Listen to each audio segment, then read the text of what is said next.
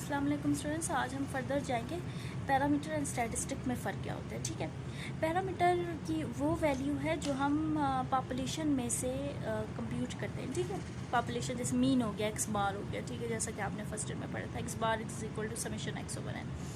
तो इस सिचुएशन में जो एक्स बार होगा वो आपके पास स्टैटिस्टिक कहलाएगा। ठीक है, अगर उसी की फॉर्म होगी म्यू तो वो आपके पास क्या कहलाएगी, पैरामीटर। अगर हम इसकी एग्जांपल में जाएं और मैं आपको एक्सप्लेन करूं तो वो इस तरह होगी कि आपके पास कुछ वैल्यूज़ हैं। ठीक है, आपके पास हैं पॉपुलेशन है, आपके पास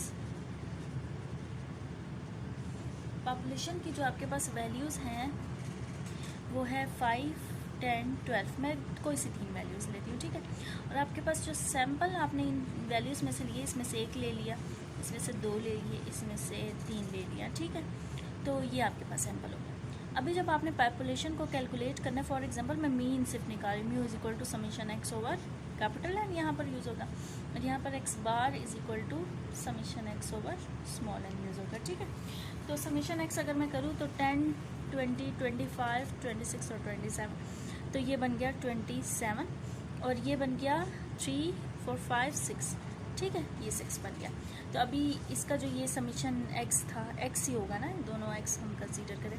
mu is equal to 27 over capital N कितना है, ये हमारे पास कैपिटल एन 3 वैल्यूज़ हैं। ठीक है, 3, और X bar is equal to samples दिए हुए थे, इन्हीं में से हमने सैम्पल्स दिए, वो भी हमारे पास 3 ही सैम्पल्स हैं, और जो हमारे पास वैल्यू आई है वो 6 आई है और 3 सैम्पल्स है। ठीक है, तो अगर 3 9 27 इज इक्वल टू 9। ठीक है, और X bar is equal to 3 2 6।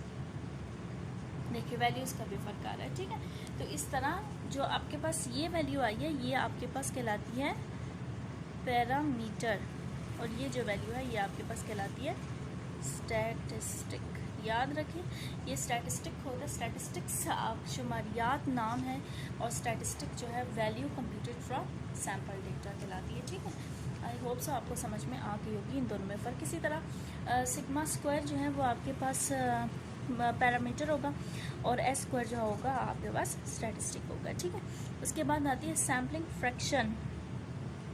If size of the population is capital N and size of the sample is small and the ratio small n over capital N is called the sampling fraction। ये आपके पास sampling fraction कहलाते हैं। आपको इसकी value ले सकते हैं और समझा सकते हैं कि ये जो है इसका ये इस तरह कंप्यूट होगा और इस तरह आंसर आएगा। ठीक है, नेक्स्ट है कंप्लीट काउंट।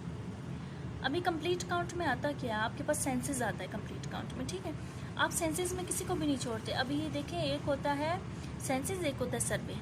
ठीक है, सर्वे में ये होता है आप एक एरिया सेलेक्ट करते हैं और उस एरिया को स्टडी करते हैं और उसका सारा डेटा जमा करते हैं। ठीक है, लेकिन जब सेंसेस होता है, कंप्लीट काउंट होता है जो, तो आप एक एक बंदा, बड़ा हो, छोटा हो, बूढ़ा हो, जवान हो, आप एक एक बंदे को काउंट करते हैं। This is called complete count. ठीक है, if we collect information about all the individuals in the population, the study is called complete count और कंप्लीट एनुमरेशन। ठीक है, the word census is also used for the entire population study of statistical in statistical studies.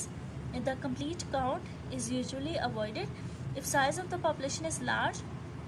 The complete count requires a lot of time and a lot of funds. ठीक है, the complete count is mostly difficult for various reasons.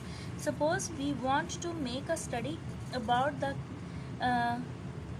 the cattle in the cattle farms in our country. ठीक है, we are interested in the average cost of their food for a certain period. We want to link their cost of food with their sale price. This is of course an important study. It is very difficult to collect and maintain the information about each and every cattle in the farms. If at all we are able to do it, the study may not be of much use.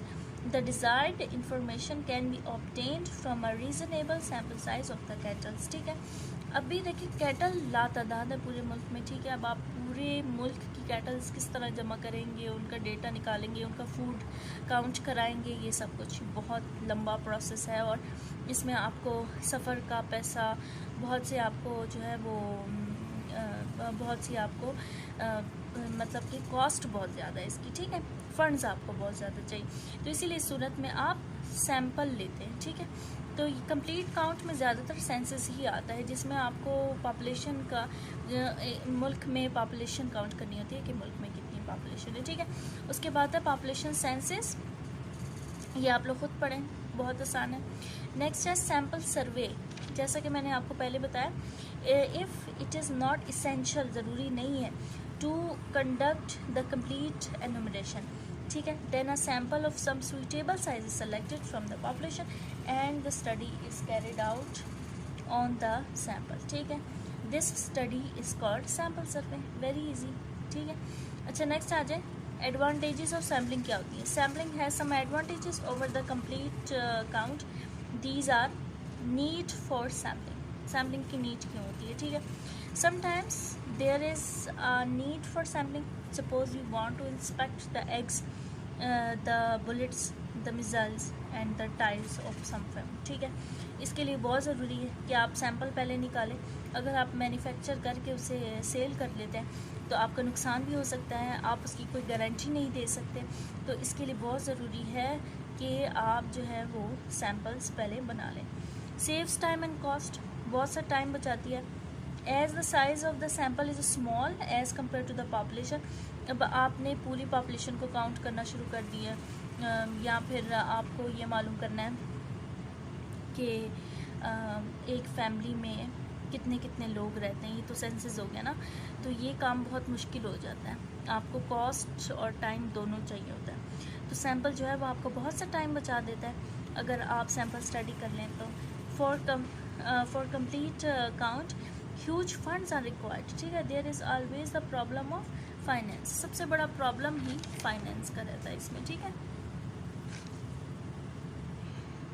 उसके बाद है reliability, reliable है ये। If we collect the information about all the units of the population, the collected information may be true but we are never sure about it.